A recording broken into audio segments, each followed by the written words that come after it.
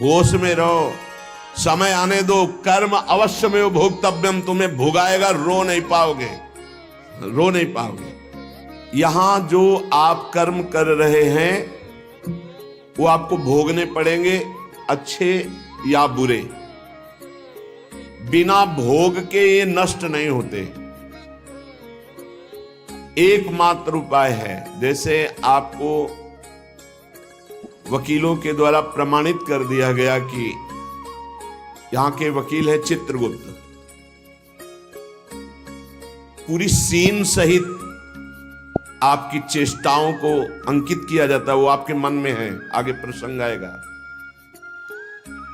और जज हैं यमराज धर्मराज जी, और दंड अधिकारी हैं यमदूत, और दंड विधान जहां होता है उसे कहते हैं नरक। तो जैसे यहां जज ने कानून से अपराध करने वाले को दंड दे दिया, जाओ तुम्हें फांसी की सजा, राष्ट्रपति का अधिकार है, वो पूरा माफ कर सकता है। ऐसे ही राष्ट्रपति हैं भगवान श्री हरि। अहम त्वाम सर्व पापेभ्यो मोक्षयिष्यामि मा शुचा। अगर शुभ अशुभ कर्मों से बचना चाहते हो तो एकमात्र उपाय भगवान की शरण में होकर नाम जप करो, अन्यथा अवश्यमेव भोक्तव्यम कृतम कर्म शुभाशुभम। सुमति जी अपने पिताजी को बता रहे, यमदूत ने कहा महाराज, मृत्यु लोक में मनुष्य जो पुण्य और पाप करता है बारी बारी से उसे भोगना पड़ता है। बहुत ध्यान से सुनोगे तो आपको बड़ी सावधानी प्राप्त हो जाएगी। जो छोटी मोटी गलतियां आप हंसी खेल में करते हैं वो भी आपको दंड भोगना पड़ेगा। ये पाप और पुण्य बिना भोगे नष्ट नहीं होते कि आपने पाप कर दिया और दान दे दिया तो वो पाप कट गया, ऐसा नहीं है। पुण्य का अलग विभाग होगा, पाप का अलग विभाग होगा। अगर काट सकते हैं तो सिर्फ भगवान काट सकते हैं, भगवान का भजन काट सकता है, दूसरा नहीं। लाखों जन्मों में जो तुमने पाप और पुण्य किया है, जो एकत्रित है, उसका नाम है संचित कर्म। संचित पाप और पुण्य, और उससे जब मनुष्य शरीर मिलता है या जो शरीर मिलता है उससे जो हिसाब निकाल करके कुछ पुण्य और कुछ पाप, उसे प्रारब्ध भोग कहते हैं। फिर यहां कर जो नवीन कर्म किया जाता है उसे क्रियमाण कहते हैं। मनुष्यों के लिए जो उनका जमा हुआ पाप और पुण्य है वो अंकुरित होकर बढ़ता रहता है, ब्याज दर ब्याज। बहुत दुर्गति होती है, इसीलिए बहुत जन्म हम भोगे तो भी अपने संचित कर्म को नहीं भोग सकते। जैसे बीज मिट्टी और जल की आकांक्षा करता है तभी वो उत्तम वृक्ष रूप धारण करता है, ऐसे ही पाप और पुण्य उसे प्रेरित करके पुनः पाप करवाता है, प्रेरित करके पुण्य पुनः पुण्य करवाता है। अगर पाप कर्म में रहती है तो पाप पर पाप, पाप पर पाप, और ये एकत्रित होकर वृक्ष रूप होकर समय स्थान वो निश्चित करेगा। पाप तुम्हें कहां दंड देना है, समय स्थान। बुरी दशा आने के पहले बुद्धि बदली जाती है, उसकी बुद्धि बदल दी गई।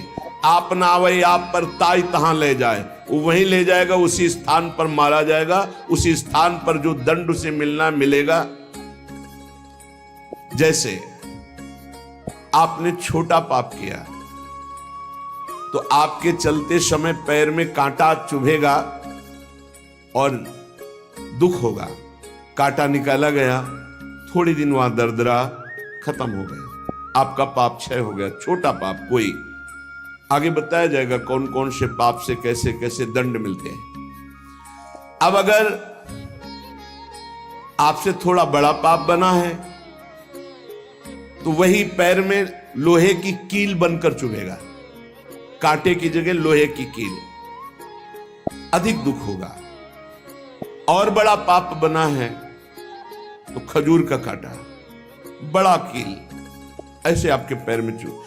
बिना पाप कर्म के कहीं भी किसी को कोई भी दुख नहीं हो सकता।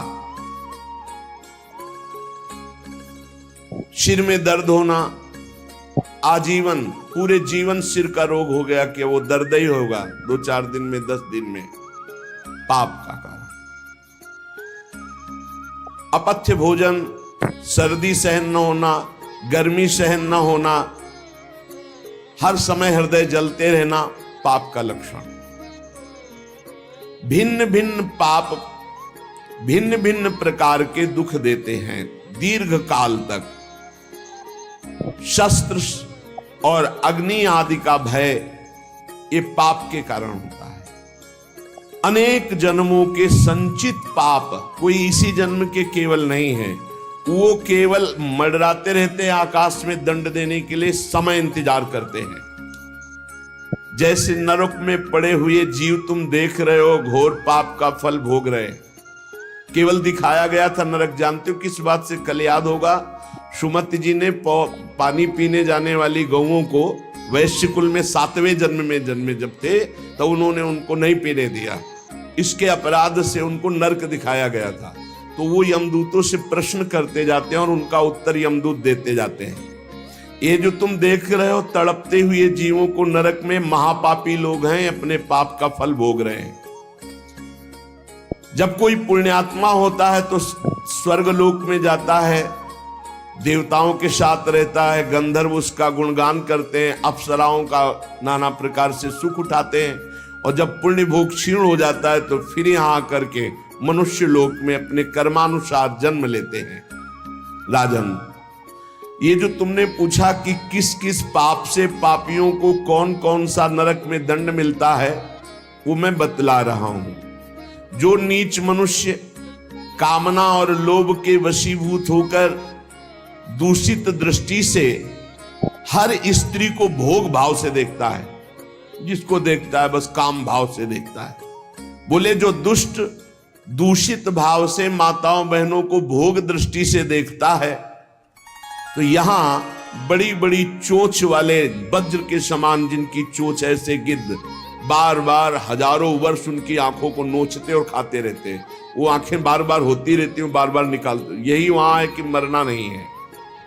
उनकी दोनों आंखों को वज्र तुल्य नरक के पंछी बार बार निकालते हैं और खाते हैं, और उनके पुनः नए नए नेत्र उत्पन्न हो जाते हैं। इस पापी को पलक झपकने तक के लिए विश्राम नहीं मिलता, निमिष तक के लिए कि थोड़ा चैन मिल जाए, महान दुख होता रहता है। हजारों वर्ष तक उसको इस नेत्र दर्द पीड़ा भोगनी पड़ती है। और फिर जब मृत्यु लोक में जन्मता है तो नेत्र रोगी पैदा होता है। वो यहां पैदा होगा नेत्र रोगी, या नेत्र ही नहीं है या नेत्रों में दिखाई नहीं दे रहा, कई तरह के व्यवधान जिन्होंने नेत्रों का दुरुपयोग किया। अब जिन लोगों ने, जिनको तुम देख रहे हो इनकी जबान काटी जाती, बार बार जबान नोची जाती है, ये वो लोग हैं जो शास्त्र का गलत उपदेश किए हैं, गलत अर्थ किए हैं, अपनी वासना की पूर्ति के लिए शास्त्र का गलत प्रयोग किए हैं, जो किसी को गलत सलाह दी है, तो इनकी जबान बार बार छोटे छोटे हिस्से में तलवार से काटी जाती है।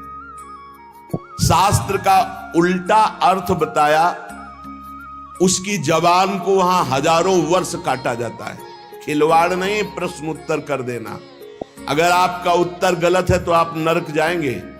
प्रश्न करता तो आप पर श्रद्धा करके पूछ रहा है, आपने मनमानी उत्तर दे दिया और वैसा आचरण कर दिया तो उसको पाप नहीं लगेगा, पाप आपको लगेगा क्योंकि आपने आदेश किया है और आपकी दुर्गति हो जाएगी। इसीलिए अनाधिकारी को जब जनक जी महाराज विदेह राज ने पूछा, निमि जी ने नौ योगेश्वरों से कि मैंने यही प्रश्न कर्म के विषय में सनकादि से पूछा था, वो मौन थे, कोई उत्तर नहीं दिया, क्यों? तो बोले उस समय आपका ज्ञान जागृत नहीं हुआ था, आप उस समय अनाधिकारी थे, कर्म का बड़ा सूक्ष्म विषय होता है, इसीलिए वो मौन थे। ऐसा नहीं कि हर प्रश्न का उत्तर फटाक से दे दे, और वो गलत है अगर उत्तर तो शास्त्र सम्मत नहीं है तो उत्तर देने वाले को नरक का दंड मिलेगा, उसकी जबान हजारों वर्ष वहां काटी जाएगी।